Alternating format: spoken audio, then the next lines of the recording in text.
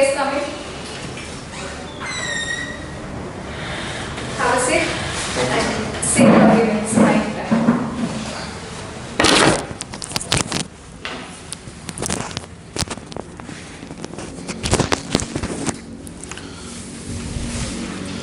Good evening, ma'am. Good evening, and tell me something about yourself. Ma'am, my name is Brajesh Mishra. I am a resident of Bhubaneswar. I completed my 10th standard from Stuart School, Bhubaneswar in the year 2010. And thereafter, I went to Rajasthan in the district of Kota, where I did my 12th from Mittal International School. After that, I did my graduation from BJP Autonomous College in science stream with zoology honors as my subject. And I graduated from BJP in the year 2015. And thereafter, I took admission in 3 years LLB in Madhusudan Law College, from where I graduated in the year 2018. Okay, so you're basically a science student. Yes, ma'am. Then why you have not opted for any engineering or other kind of fancy jobs, and why you have chosen judiciary over there? Ma'am, first of all, after completing my 10th, my family thought that it would be in my best interest that if I followed the science stream and become a doctor. At that time, I was not mature enough, and I also agreed upon their decision and took admission in science stream and followed that line and took medical coaching from Kota, Rajasthan, in Allen Institute. But unfortunately, I couldn't clear the AIPMT examinations. So I thought of not giving up, but I rather took admissions in BJP, where zoology honors was available as a subject. And since it was in science, and since zoology was the subject, so I thought it would be beneficial for me in the long run, so that I could pursue my parents' dream of me becoming a doctor, as the zoology contains more or less basically the same subjects, which is required to clear the AIPMT examinations. I again gave two more attempts, but I was unsuccessful. But since I had not opted mathematics in 12th, and since it is the norm in the Western CBSE that either you have to choose PCB or PCM, so in order to opt for medical, I had to leave maths and keep biology as my subject. So the engineering route was almost closed for me. So there was nothing left for me than going into the science stream. And thereafter, after completing BJP and unfortunately not dropping a year or two to pursue medical further, I always thought, and always in the back of mind, I always had the thought that I would go into civil services or become a lawyer or judge. And since my family has seen many bureaucrats over the years, I was always inspired by them. So I thought of getting admission into the law. And thereafter, after knowing about the Odisha Judicial Services, I was quite attracted to the job. It was very lucrative, and the fact of staying in Odisha made it more lucrative for me. So that is the reason I have been pursuing OJS for the last 2 years. Okay. So tell me, what are your subjects for optional subject for this exam? Ma'am, my optional subjects were law of crime and law of torts, law of property, and personal law, which includes Hindu law and Muslim law. Okay. So tell me, what is the role of motive? As a fact, what is the role of motive to establish someone's guilt in any offense? Ma'am, in offense, basically what establishes the guilt is intention. Motive is rather more or less immaterial. So crime is more or less always depends on the fact that whether the person has intention, whether he had the mens rea, which is the intention to commit the crime. If the person is not having that intention, he would rather not be punished. But motive more or less is immaterial. That's it. So what is the role of motive then? Why we are reading motive? Do you know where motive under which provision it deals with motive? Sorry, ma'am, I don't remember right now on the top of my head. Okay. So do you know Section 8 of Indian Evidence Act? Yes. That says about? Motive, preparation, conduct, Okay, so tell me, what is the role of motive then in any criminal case? Ma'am, basically there is a very thin line of difference between motive and intention. Intention is what I am doing, motive is for what I am doing. Exactly. So tell me, if somebody is direct, if there is a direct witness for a murder, like if A has murdered B, and there is a direct witness. Okay, so whether motive is needed in that case to prove intention.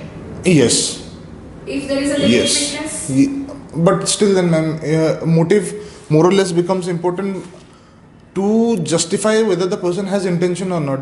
For example, if a person has committed a murder. If intention has been proved. Yes, ma'am. Whether motive is important to make a person held No, liable? no. Okay, that's my question. No. Next, tell me,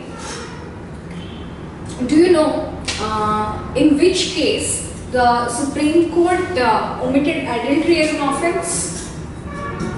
I'm sorry, ma'am. I do not know. Okay, do you know about this? Like, Yes, ma'am. It is a adultery fairly as- recent judgment given by the Supreme Court So, of what India. is your take on that? Like, how you justify adultery being committed from Ma'am, an I offence, and what is the object behind this? Ma'am, I think, in my point of view, this would more or less increase the amount of many immoral relations.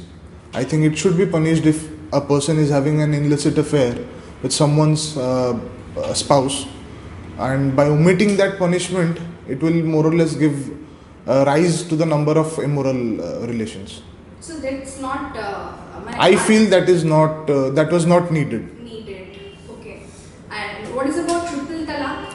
Abolition Triple talaq was a very much needed step, because in Muslim law the female is more or less given nothing, not much importance, and the male is more or less the supreme authority, and the Muslim law provides many powerful what's the word I'm looking for, many powerful powers and functions to the man, which he utilizes in his own way without any justification. Tell me, under which, there are many forms of talaq and Yes, Muslim ma'am. law. Yes, ma'am. So this particular rule, like abolition triple talaq, is like abolition which form of talaq? Talaqul biddat. Talaqul biddat. Correct. Okay, so tell me, do you know about restitution of conjugal rights Yes, ma'am. under Hindu law? Correct. Which section? Section 10. 9, sorry. Section 9. 9. How you justify restitution conjugal rights not breaching the right of privacy? I'm not sure if I understand the question. Whether restitution of conjugal rights violates the constitutional rights of right to privacy. You are enforcing someone to live with you, correct? So you are violating the other person's freedom, space, privacy. So whether Section 9 is constitutionally correct or not? It is constitutionally correct, but I do not remember the case in which it was held that it is not constitutionally incorrect. I only know the fact that it is constitutionally correct, but there have been many judgments given So by. tell me why? Like, why it is constitutionally correct? Like, why you can enforce someone to live with the other person where the person doesn't want to be with the other? Ma'am, I do not know the exact answer, but I think because of in a marriage, it is in our culture and it has been followed since time immemorial that the spouse has to live with one another, and that is the only answer that I can come up. For example, your wife has opted same judiciary and she's staying away from you, and you want a restitution for conjugal rights, and you are applying to the court, and in order to enforce her to quit her job and to stay with you, whether you will be legally correct? No, ma'am, I will not be legally correct, because if a wife is permitting her husband to stay with her and allowing access for cohabitation, then the husband will not be successful for restitution of conjugal rights. Okay. So tell me something about connection of Section 8 with Section 6 of Limitation Act. Ma'am, Section 6 of Limitation Act deals with legal disability. It tells that if a person is legally disabled, for example, if he is a minor, if he is a lunatic, and if the time period of limitation has not started and he is suffering from any disability, legal disability, that period of limitation will not start until or unless the disability ceases. Whereas Section 8 provides the calculation part or the statistics of how period of limitation will be calculated depending upon whether the original period of limitation is less than the legal disability or vice versa. So Section 8 deals with in which cases the legal disability helps in the extension of period of limitation, whereas the Section 8 deals with the calculative part or the statistical part of how much the period of limitation will be extended or So what is the basic rule under Section 8? So ma'am, the basic rule is under no circumstances the period of limitation will not exceed by 3 years. Correct. And if for that the original limitation period should be? More than, sorry ma'am, I do not know. It's more than 3 years. More than 3 years. Okay. So what is the object behind? Do you know about the Amendment of Specific Relief Act? Recent amendment? Yes. So do you know the object behind this? Like for what purpose they have amendment to Specific Relief No ma'am, I Act? do not know, but I know that it was amended in the 1st of October in 2018. Okay. And what was the purpose? I don't The know. main amendment sections were are Section 10, Section 20 was completely substituted. Section 21 was partly amended by replacing in addition to or in substitution to by the word, omitting the word substitution and only retaining the word addition. And Section 14 was somewhat amended, but I'm not sure whether I'm completely correct or not. okay. Do you know who appoint an executive magistrate? State government. State government. So is there? What is the object of CRPC? CRPC deals with how a criminal case will be prosecuted, what are the process, how it will be instituted, what are the guidelines to be followed, and how a case is to be conducted. Generally, who takes cognizance? Who takes a Ma'am, in criminal cases, the case is instituted by the state, whereas in civil, the case is And who instituted. takes cognizance? Which court? Is there any section particularly which deals with Court of the law. power of the magistrate to take cognizance? Is there any particular like magistrate first class or second class? Whether they There take are, ma'am, cognizance? there is section 26 to 28 or 27 to 20. That's their powers and Yes. Who can deal with cases? I'm talking about 190. Okay. Okay, take Yes, cognizance yes, by ma'am. magistrate Yes, first class and second class. Okay, then tell me why executive magistrate is there under CRPC? Like what is his duties under criminal Ma'am, procedure code? executive magistrates are there because they are provided with the administrative powers by the state government, and they are basically more or less their power resides in, which is completely described in sections 144, 147, in maintaining law and order in their concerned districts, and I'm sure there are more instances which justify the presence of executive magistrates, but I do not remember right now. Okay. They also deals with security proceedings. Yes, Correct? yes, Under seven. yes.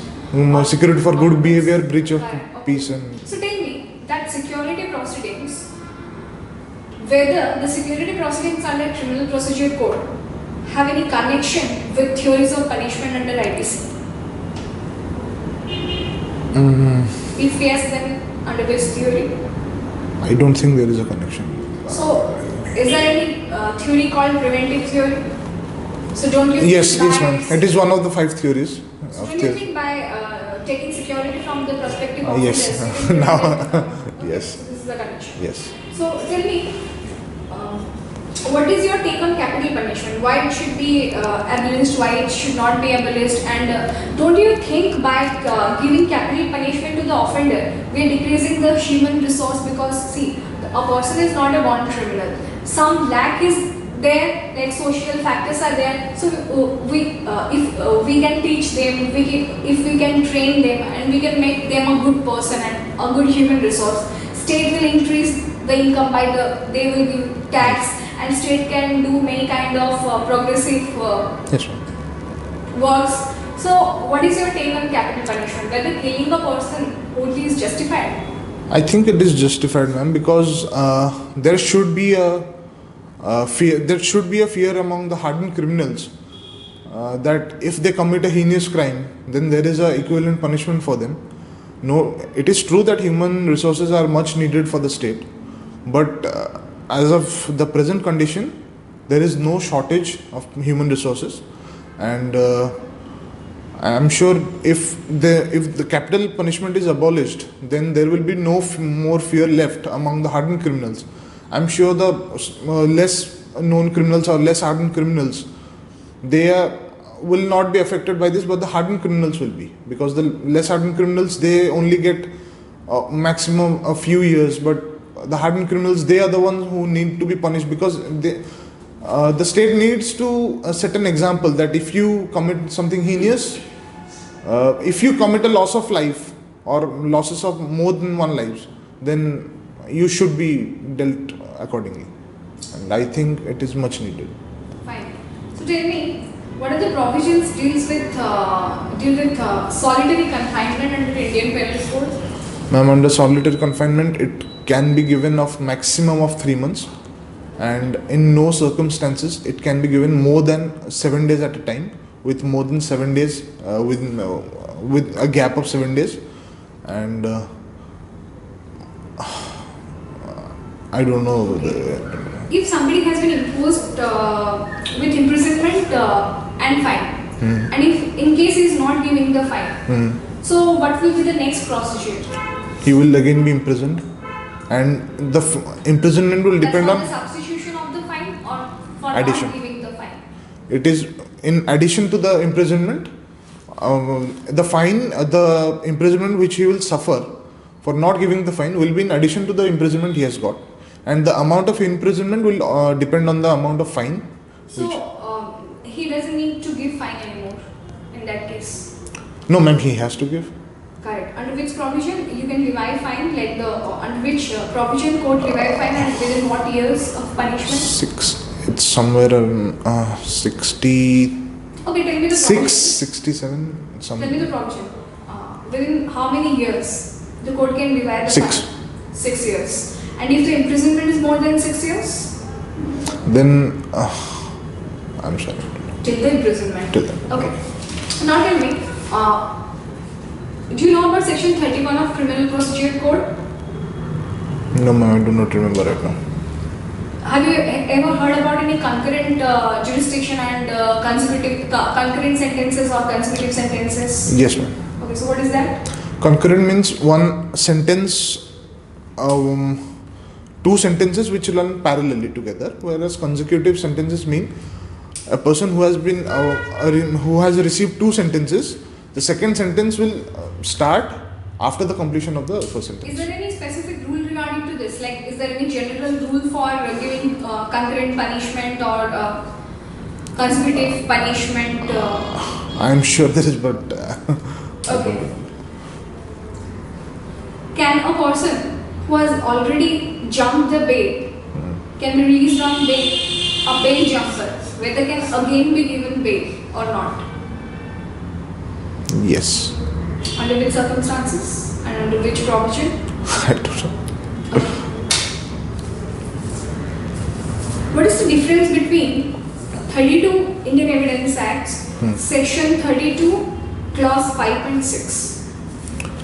Ma'am, Section 32, Clause 5 deals with the statements of person who cannot be called, or who are dead, or who are missing or not found, or whose presence would cause inconvenience and delay. And Section 32, Clause 5 deals with the statements of persons regarding the relations of persons of a particular family, and Section 32, Clause 6 deals with the statements of person regarding the relations of dead people. What do you mean by ignorancia of law is no excuse? Ma'am, ignorancia of law is no excuse basically means the person should know the law of the land, Correct. and he cannot take the defense that he does not know the land, hence he should not be punished. So what is the leading English case relating to this? Non-excuse. No, I don't. Suspense. Okay. So tell me, under which provision of Indian Penal Code, ignorance of law is an excuse? Do you know about general exception chapter? Yes. So 76 to 106. mistake of fact is 76 and 79. 9. Correct. Yes. So what it has been mentioned under those sections that if a person has committed any act in good faith, believing himself to be bound by, and that should be a mistake of fact. That should not be a mistake of law. But under which section? And it has been mentioned that even if under mistaken of law you have committed any act without any bad intention, in good faith, you will not be held liable for such an act. Section 80? That's 70. 9. 77. 77. Okay, 77. 78. Okay. Judge who is Judge, yes. not empowered to give punishment, Punishment. with mistaken of law has given that punishment. He will not be held liable. Okay, so that's the only section which deals with ignorance of law. Law is a excuse. Is an excuse. Is the only exception. Yes. And tell me, a person, if he is of 12 years, or yes, if he is of 12 years, not under and not above, so which section of IPC will deal with the child? 83. Whether it is 20. Why? Because ma'am, in section 82 it is stated that a person below 7 years is absolutely immune from any kind of punishment, whereas a person, if he is aged from 7 years to 12 years, will be the term is qualified immune or qualified immunity, or because then the court will have to address the issue whether the child has gained enough maturity to understand the the crime which he has committed. So then he will only be able to give punishment. If the person who has committed is not in his senses or not has enough maturity, or he did not have any intention at the time of committing the crime, that he is committing a crime, and then he will not be punished. It is covered on section 83.